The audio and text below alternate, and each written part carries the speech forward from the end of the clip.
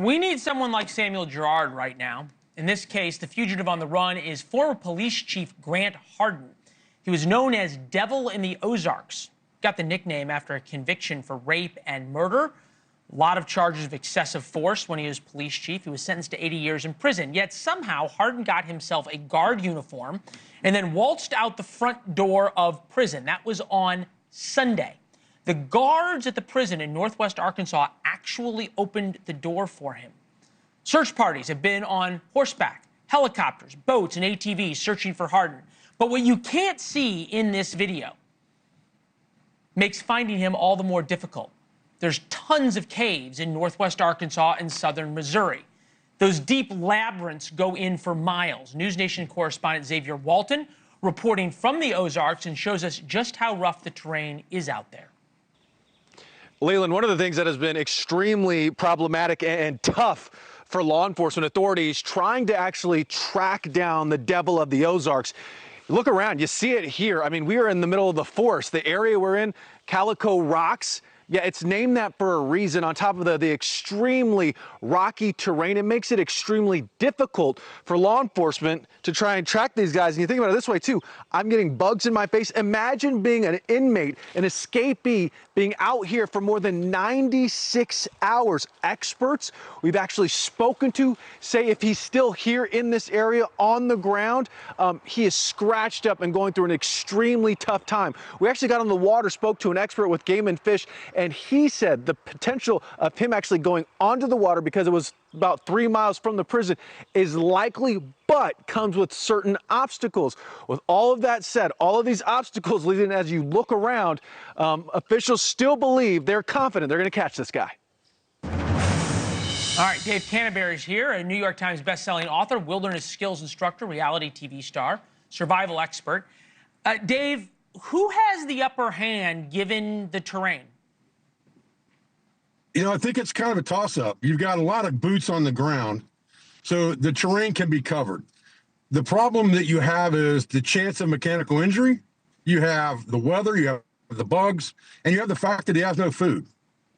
Okay. Also, the weather, right? Because this is perfect weather. It's not going to get too cold for him. He can go into caves where the infrared FLIR cameras and helicopters and drones don't work. The forest is denser because of the springtime. You think about this. He's been on the run for 103 hours. Go back to the fugitive. Speed over land for a uninjured man, uneven ground, is about 4 miles an hour. He sleeps during the day, moves at night. He could be 80, 100 miles away by now. He gets out of jail. He had about a 30-minute head start. What are the things, if he was a trained survivalist, would he be looking for first? Well, he's going to have some kind of heat source. He's in terrain where he's going to be wet all the time. And even if temperatures only dip down into the 60s at night, he's going to be cold. And that's a recipe for hypothermia. So he needs heat. He needs to be able to dry his clothes out. He needs water, which he obviously has. And sooner or later, he's going to have food. Okay. Take us inside the search. How do you look inside, look inside these dense wildernesses for somebody? But the flip side is, if somebody like you was trying not to be found, what would you be doing? Well, I think I'd avoid the caves unless it was very shallow into the caves. Caves have 3 things in common: dark, cold, and wet. Okay? He can't afford any of that.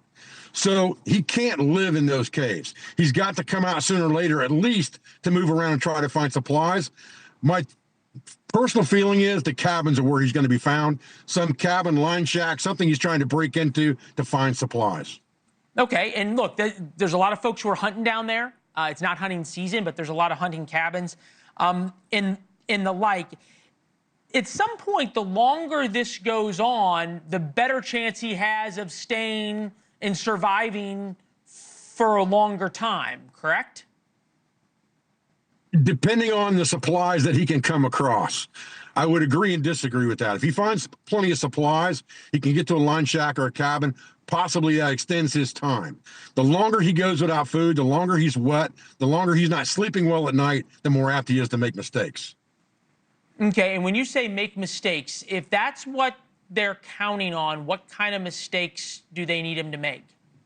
Well, the first one's obvious, mechanical injury. You've got very rocky, rough terrain with lots of undergrowth, very easy to get a mechanical injury that will make you immobile in that situation. The Break next a mistake leg, would be, twist an again, ankle. Okay. correct. The next one would be trying to find a cabin and breaking into that cabin for food, for supplies. And then the third one would be to leave that area for a suburban environment to steal a vehicle or steal supplies. Wow. Dave, great insights into what law enforcement is facing there. Dangerous in more ways than one. Plus, he's a former cop, so he sort of knows the playbook. Dave, thank you very much.